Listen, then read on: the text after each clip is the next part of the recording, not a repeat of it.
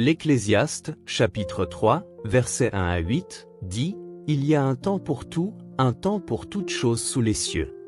Un temps pour naître et un temps pour mourir, un temps pour planter et un temps pour déraciner, un temps pour tuer et un temps pour guérir, un temps pour démolir et un temps pour bâtir, un temps pour pleurer et un temps pour rire, un temps pour se lamenter et un temps pour danser, un temps pour jeter des pierres et un temps pour en ramasser, un temps pour embrasser et un temps pour s'en abstenir, un temps pour chercher et un temps pour perdre, un temps pour garder et un temps pour jeter, un temps pour déchirer et un temps pour coudre, un temps pour se taire et un temps pour parler, un temps pour aimer et un temps pour haïr, un temps pour la guerre et un temps pour la paix. » Il est intéressant de voir comment les paroles de Salomon dans ce texte commencent à avoir du sens pour nous à un certain moment de notre vie. La Bible dit que Salomon était l'homme le plus sage du monde. Quand Dieu lui demandait quelque chose, il ne demandait que la sagesse. À la fin de sa vie, Salomon analyse tout ce qu'il a vécu, tout ce dont il a joui ou les plaisirs, la nourriture, les richesses, et conclut en disant que tout cela est vanité, c'est-à-dire que toutes ces choses sont éphémères. En lisant les paroles du chapitre 3 de l'Ecclésiaste, un film se déroule dans notre esprit et nous commençons à percevoir comment Dieu a agi dans nos vies.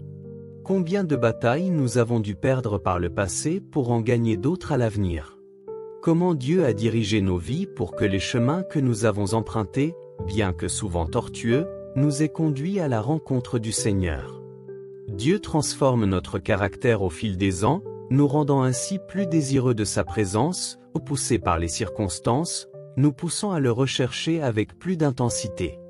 Combien de fois Dieu nous a-t-il permis d'être perdants et de voir nos projets contrariés, et combien de fois avons-nous vu des personnes qui ne le servaient pas prendre le dessus sur nous? Combien de fois avons-nous dû accepter que les choses ont toujours été plus difficiles pour nous, que tout dans notre vie a toujours été plus difficile, que nos réalisations ont été le fruit d'un grand effort, contrairement à certaines personnes qui semblent avoir la vie plus facile. Nous avons souvent dû nous contenter de la dernière place, alors que nous pensions être les premiers, mais en réalité, tout cela était le plan de Dieu pour nos vies. Les déceptions amoureuses, les crises financières et conjugales, les difficultés à terminer nos études, tout cela était pour notre bien.